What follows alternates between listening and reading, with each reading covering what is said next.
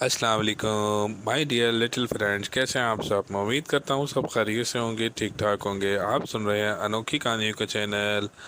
प्यारे बच्चों, मैंने आपको खौफनाक हमले की पहली किस्त सुना दी थी। आज मैं आपको खौफनाक हमले की दूसरी किस्त सुनाऊंगा। तुम मुझे कब कैसे जानते हो बाबा, एक तवील अरसा हो गया है। तुम फिर ये भी जानते हो कि मैंने कैसे मुश्किल काम आसानी से हल किए हैं। हाँ, ये बात तो ठीक है, बिल्कुल ठीक कह रहे हैं। चंद दिन सब्र करो, सब ठीक हो जाएगा, बाबा ने कहा। अब्दुल रहीम बाबा की बात सुनकर मुतमईन हो गया और घर चला गया। रात जब अब्दुल रहीम कमरे में सो रहा था, इसे महसूस हुआ छत पर कोई नाच रहा है। इसने सोचा कि कहीं कोई चोर चोरी के इरादे से ना आ गया हो। वो कमरे से बाहर निकला। जैसे ही वो सीढ़ियाँ चढ़ने लगा, इसे सीढ़ियों पर वही पुरस्कार मखलूक नजर आई। इसका दिल धक से रह गया। तू क्या समझता है, बाबा के पास जाने से तेरा जमशेद बच जाएगा? नहीं, बिल्कुल नहीं। बच्चे का नहीं बचेगा, वो अनकरीब मर जाएगा। तुम किस इसका पीछा क्यों किया है? तुम इसके पीछे क्यों पड़े हो? मैं इसे नहीं छोड़ूंगा। हर शख्स को मौत की घाट उतार दूंगा जिनकी वजह से ये रूप मुझे धारना पड़ा है। मेरे बेटे ने तुम्हारे साथ क्या किया है जो इसके पीछे पड़ गए हो? सुनना चाहते हो तो फिर सुनो। आज इसकी आवाज़ में गरज थी।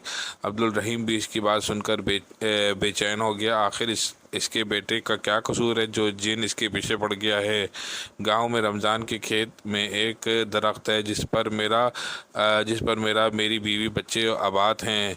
मैं दूसरे गांव में अपने कबीले के जिन्नात से मिलने गया हुआ था। जमशेद और उसके चंद दोस्तों ने आकर यहाँ दरख्त के पास लकड़ियाँ जमा करके खाना पकाया। खाना तैयार होने पर खूब रच के खाया। मुझे इनके खाना खाने पर कोई एतराज़ नहीं है, क्योंकि अक्सर नौजवान परिंदों का शिकार करके वहीं पकाकर खाते हैं। इस दिन हवा बहुत तेज़ थी। ये लोग आग बुझाने के बजाय जलता हुआ छोड़ के चले गए। हवा से आग का रुख दरख्त की तरफ हो गया। आग ने दरख्त को अपनी लपेट में ले लिया। आग से दरख्त जल गया। आग ने मेरी बीवी बच्चों को भी जला दिया। मैं जमशेद और इसके दोस्तों को ख़त्म कर दूंगा। इंतकाम ज़रूर लूँगा। बाबा की वजह से मैं इंतकाम नहीं ले पा रहा हूँ। वो रोज़ाना कुछ न कुछ पढ़ाई करके फूंक देता है, जिसके सबब कोई जिन गांव वालों को नुकसान नहीं पहुंचा सकता। इसलिए मैंने ये रूप अपनाया है। नौजवान मुझे देखकर बदहवास और बेसाख्ता हो जाते हैं और अपनी जान खुद ले लेते हैं, लेकिन मैं तुम्हें देखकर बदहवास नहीं हुआ। अब्दुल रहीम ने कहा, इसमें तुम्हारा कोई कमाल नहीं है। बाबा की बदौलत तुम पर मेरा कुछ असर नहीं हो रहा है। जिन बोला। अब्दुल रहीम इससे कुछ कहना चाहता है, लेकिन जिन एकदम से गायब हो गया। वो वापस अपने कमरे में आ गया।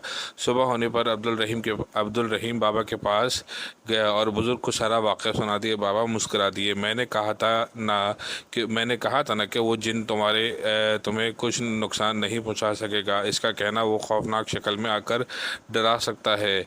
कल तुम जमशेद को मेरे पास लेकर आओ। इस जिन से दो हाथ करने का वक्त आ गया, बाबा ने कहा। दूसरे दिन अब्दुल रहीम अपने बेटे जमशेद को बाबा के पास ले गया। बुजुर्ग ने एक बर्तन में पानी रखकर इस पर दम किया। अचानक वो जिन उसी मखलूक के रूप में हाजिर हो गई। मुझे क्यों बुलाया? वो जिन बोला। तुमसे ये अहद देना है कि अब गांव में किसी को तंग नहीं करोगे, बाबा ने कहा।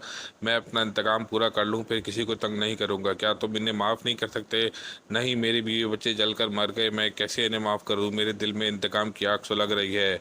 जमशेद और उसके साथियों ने जानबूझकर ऐसा नहीं किया है, अनजाने में ऐसा हुआ है। अगर ये जानबूझकर ऐसा करते तो फिर कभी इनकी सिफारिश नहीं करता। इनको माफ़ कर दो। नहीं, मैं इनको माफ़ नहीं करूँगा। तुम खुद भी जानते हो, मेरे होते हुए गांव में वालों का कुछ नहीं बिगाड़ सकते। कभी तुम मुझे मौका दो, मैं इनको मार दूंगा। मैं तुमको जलाकर भस्म कर सकता हूँ। बुजुर्ग ने ये कहते हुए पानी पर दम किया और पड़कर फूंक मार दिया। अचानक वो तिलमिला कर रह गया। खुदा के लिए ऐसा ना करो। क्यों ना करूँ?